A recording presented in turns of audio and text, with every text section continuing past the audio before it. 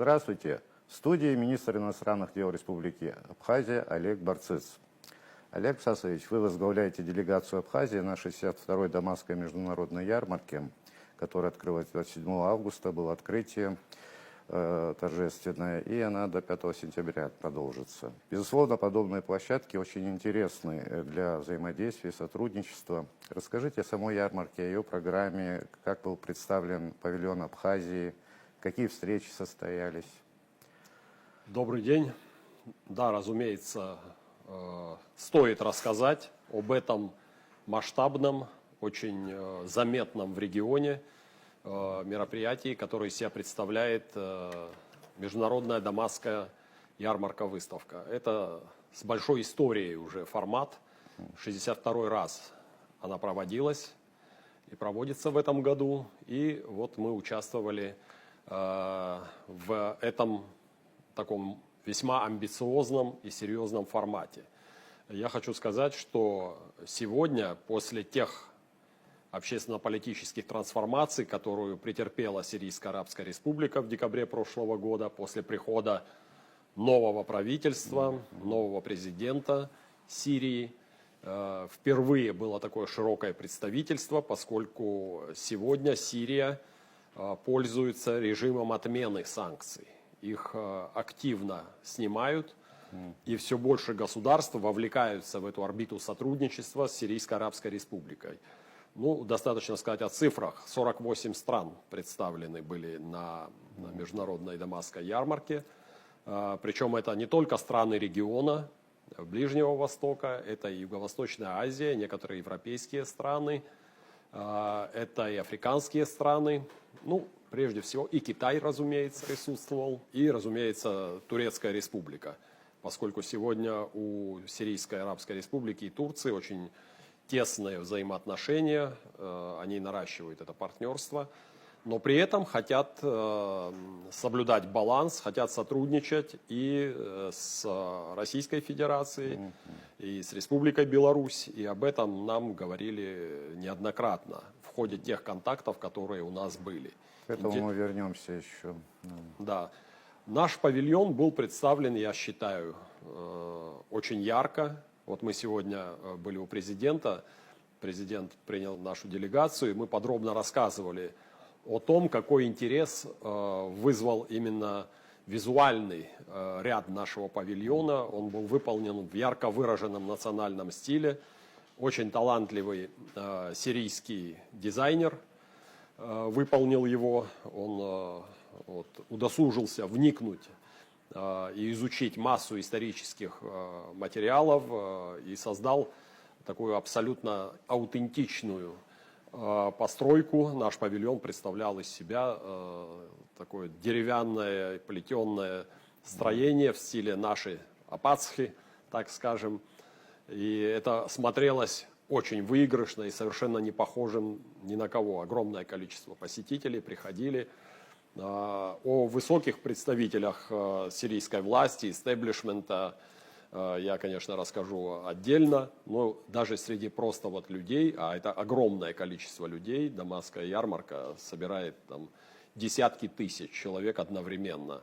Несмотря на масштабы этой ярмарки, самого экспоцентра всего огромные, но это постоянно огромное количество народа, который присутствует. И вот масса была нашими гостями. Вызывало очень серьезный интерес участие Республики Абхазия в этом формате. Вообще, какова логистическая составляющая для экономической интеграции с Сирией? Насколько это будет удобно, насколько позволяют пути транспортные? Вы знаете, очень такой своевременный, актуальный вопрос. Дело в том, что мы презентовали там наши возможности в различных сферах. И туристические, сельскохозяйственные, экологические. И, конечно, представили наши инфраструктурные проекты, самые амбициозные, такие как международный аэропорт Сухумский имени Владислава Григорьевича Ардземба.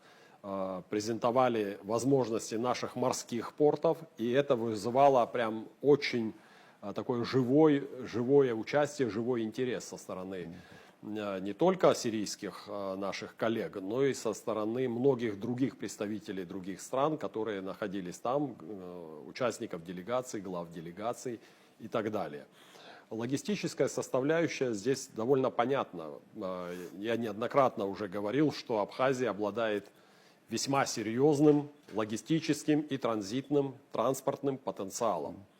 В принципе, я уверен, что Абхазия, будучи неотъемлемой частью вот этого общего евразийского пространства и очень важным, несмотря на, может быть, скромные размеры своей территории, игроком в Причерноморье, Восточном Причерноморье и регионе Южного Кавказа, она займет это достойное место при благоприятной политической конъюнктуре.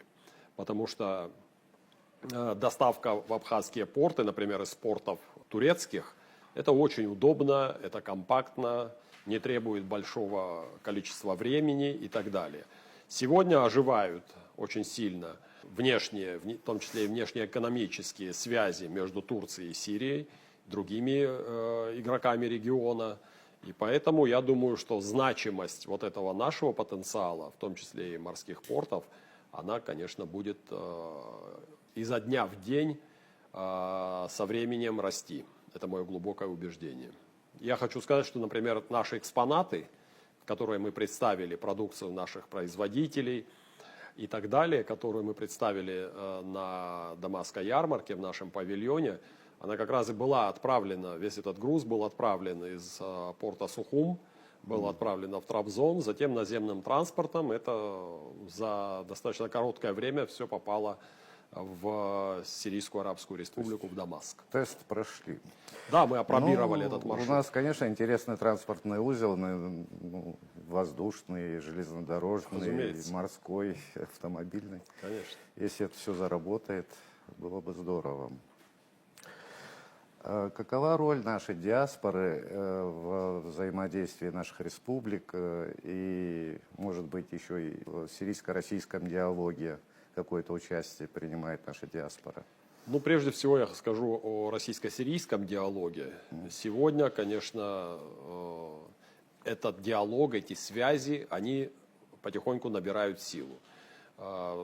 Сразу после событий декабря 2024 года, конечно, было такое осторожное, такое несколько замороженное состояние, но вот даже в ходе моего первого визита, который был 2 месяца назад, и встречи с министром иностранных дел Сирии Асадом Аль-Шайбани, я абсолютно отчетливо уловил этот месседж, когда министр иностранных дел говорил, что мы заинтересованы в добрых отношениях с Российской Федерацией, мы заинтересованы в торговых отношениях с ней.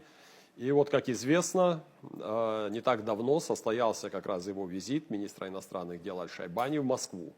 И там имели место очень серьезные встречи на высоком уровне. Он встретился с министром иностранных дел России Сергеем Викторовичем Лавровым, с министром обороны России Белоусовым. И, конечно, сегодня мы видим, что отношения встают в конструктивное русло.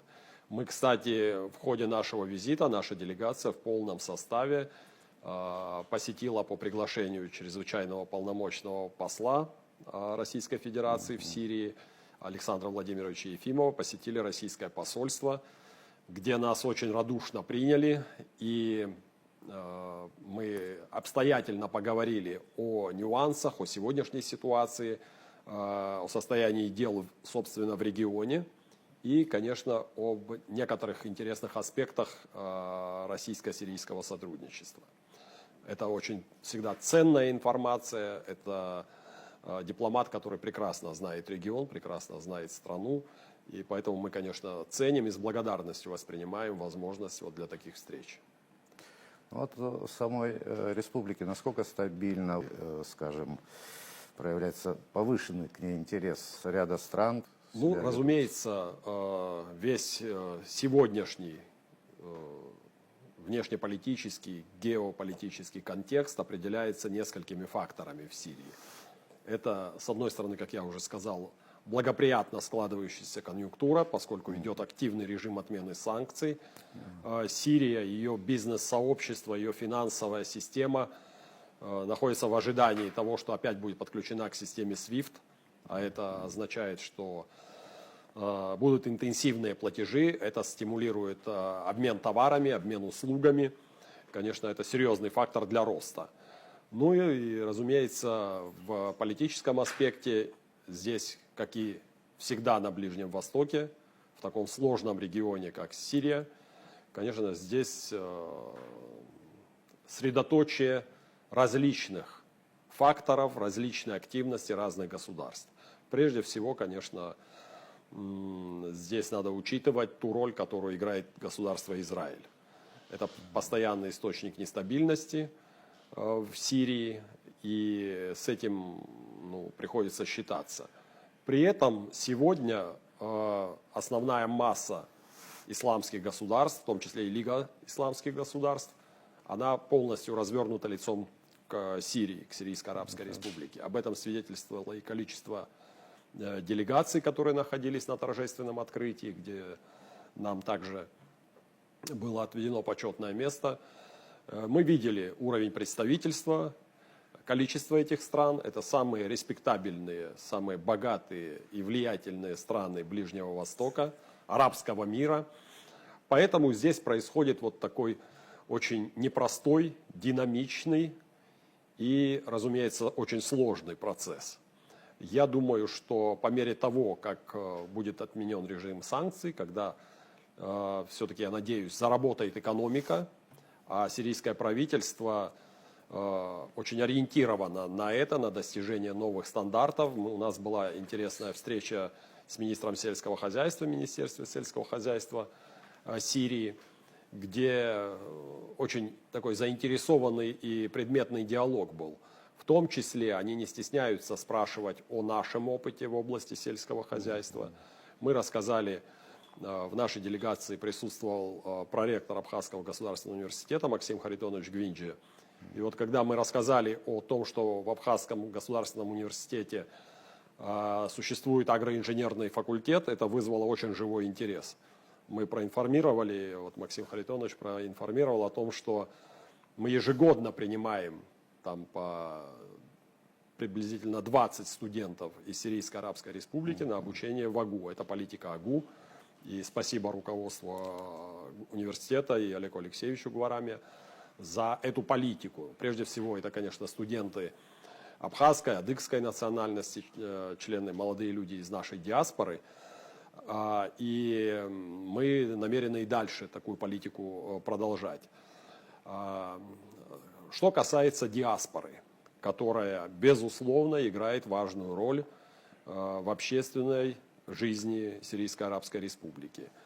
Это большое количество наших соотечественников и представителей братских нам народов Северного Кавказа. Они представляют довольно значительную, влиятельную силу.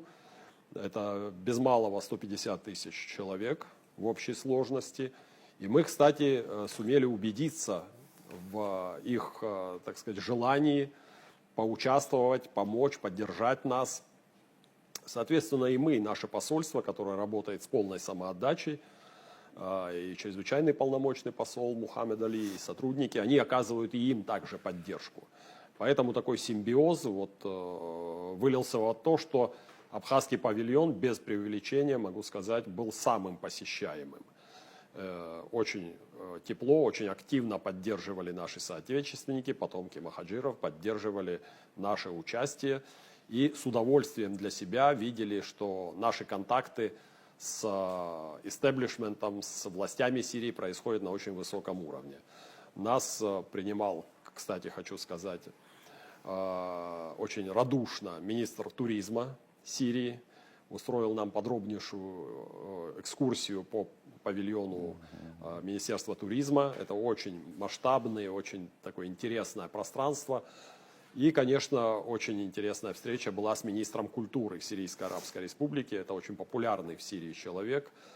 Вот, несмотря на свою относительную молодость, он вместе с нами пришел на концерт адыгского ансамбля, который проходил на главной сцене. Это тоже показатель отношения к диаспоре со стороны властей.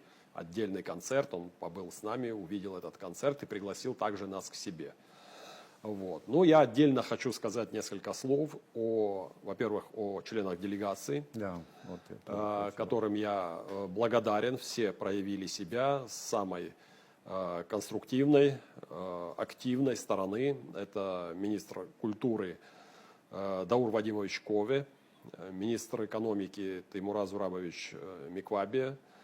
Это, как я уже сказал, проректор Абхазского государственного университета Максим Харитонович Гвинджия и сотрудники Министерства иностранных дел, Министерства культуры и Министерства экономики. Это Саид Сангулия, Тамара Ачба и Артур Гагулия.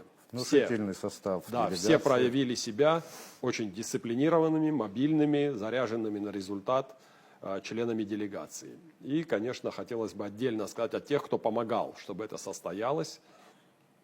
Ну, сегодня вот мы были на встрече с президентом. Я, кстати, поблагодарил правительство и президента за то, что, приняв решение о том, что Абхазия участвует в этой масштабной выставке-ярмарке, мы быстро, организованно довели это дело до логического результата. И здесь, конечно, очень важна поддержка президента, поддержка правительства. Мы после президента были у премьер-министра, он нас принял, где также ознакомили Владимира Валерьевича с результатами поездки.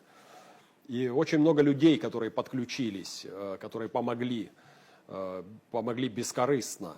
Это и вот хочу поблагодарить Бату Засимовича Ардзенба за предоставленные очень интересные, такие аутентичные, значит, наши национальные элементы одежды.